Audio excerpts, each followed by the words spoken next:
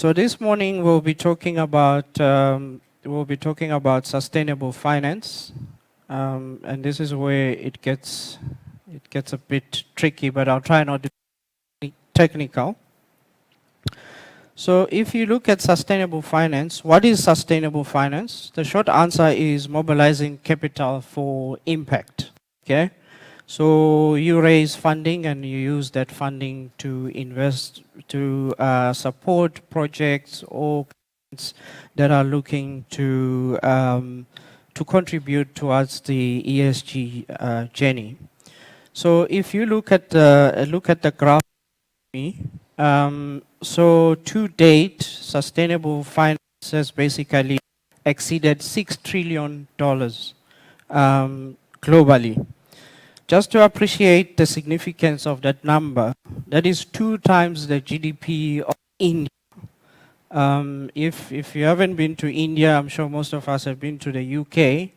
That's 2 times the GDP of the UK. So that's how much we have committed in supporting ESG-related projects. Estimates suggest that it will cost about between $3 to $5 trillion a year between now and 2050 to achieve net zero. To put that into perspective, that is the GDP of UK invested annually for 30 years. Every year, taking the GDP of the UK and investing it for 30 years, net zero. You see the labeling at the bottom there. So that basically, these are the solutions and products that use to mobilize and deploy sustainable finance solutions. So if you look at 2021 as an example, you just have to work with me there. Our labeling was a bit off, but if you look at the block, so the bottom block there, the green is green bonds. The second block there should read social bonds, and then the third block should read sustainability-linked loans. So green bonds at the bottom, social bond followed by social bond, and then sustainability-linked loans. This is important because it in a later slide. So you will see that the growth has been quite significant over the years. As mentioned, we have now surpassed $6 trillion over these years. Green bonds have always been relevant. You will see that from 2013, they have grown quite significant, green bonds. And then sustainability-linked loans have also grown, especially in 2021. That is because there is flexibility with sustainability-linked loans versus green bonds. So that was the driver. But coming to 2022, you will see that sustainability-linked loans actually came off. And the reason for that is that there is increased scrutiny around greenwashing. Regulators are paying more attention to it, and the question around companies setting ambitious targets, coming into the debate. So Standard Bank, as a business, this is what we have committed to. So we have committed to spend or mobilize about 250 billion rands between 2022 and 2026 to actually support sustainable or ESG-related projects. So currently, if you look on the right-hand side there, we have what we call a league table. Standard Bank currently sits at the top of the league table, supported by the projects we have funded to date. Okay, this one I'll skip.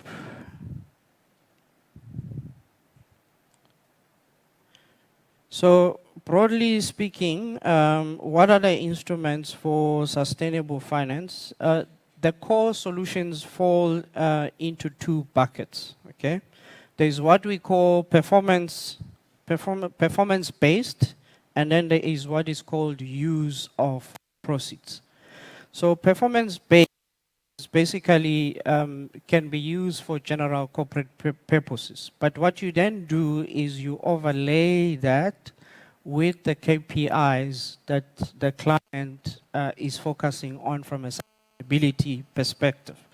So if I have a client in the CPG sector, consumer packaged goods, as an example, I'll pick Coca-Cola, and they come to the bank and they say they're looking for a loan to install a second production line, but they will want to be a sustainable finance-linked loan.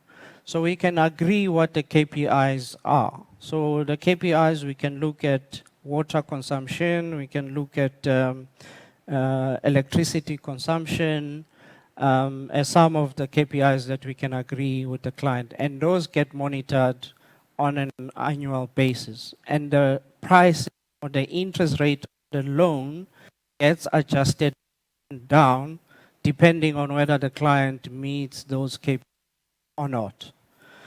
So this, the first solution, which is performance-based, can be used for loans and can be used in the capital market space. The capital market space is slightly different because sometimes, depending on the relevant stock exchange, you may need independent verification upfront. So these type of instruments or solutions, they always require independent verification to obviously mitigate any greenwashing. Because if you can come to a bank and say, I'm looking for KPIs, only to find later that those KPIs are not implemented. And this is how we get into the greenwashing debate. The second bucket is then what we call use of proceeds. So here, for an example, if you raise funding, and the funding is for you to go and develop a solar project, okay? So there, the use of proceeds is prescribed. So you don't have the flexibility that you have with performance-linked instruments. So reporting is quite stringent, and also with the use of proceeds, traditionally you agree the targets upfront, and the pricing benefit is adjusted upfront. However, there is a protection mechanism that is built in, because annually you will also be reporting to say you are meeting the targets. Much of the loan is being allocated to that solar project. If it turns out that there's a shortfall or the targets are at risk, we can adjust the interest rate, and that the interest rate to basically claw back the benefit we would have given you because you didn't meet the targets upfront. So that is the important distinction between the two. If you look on the second bucket, the green facilities versus social facilities. Let's say you have a developer, a company that builds houses, okay? They are building affordable housing, okay? So that will be social, that will fall under social because of the affordability part.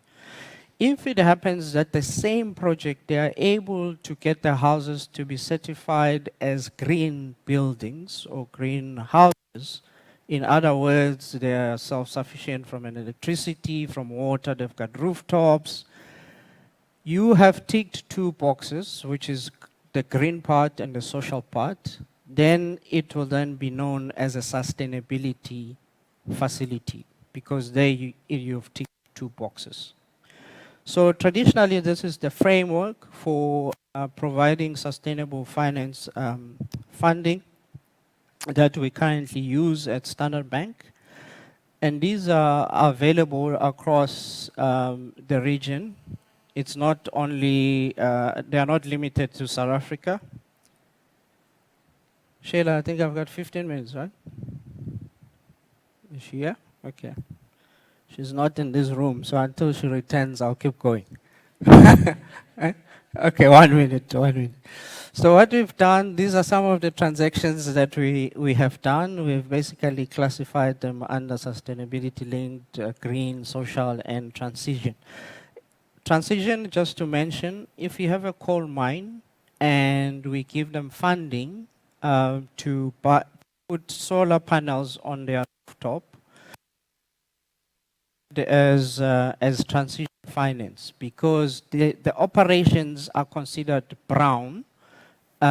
It's difficult to classify that as green because you've got a coal mine that is installing solar on their rooftops. So therefore, it's what we call transition. We are helping the client transition from or to decarbonize, as we would traditionally call it. So I think I've run out of time, but these will be available and can be shared. And I'm still around, and I'm happy to take any questions later. Thank you.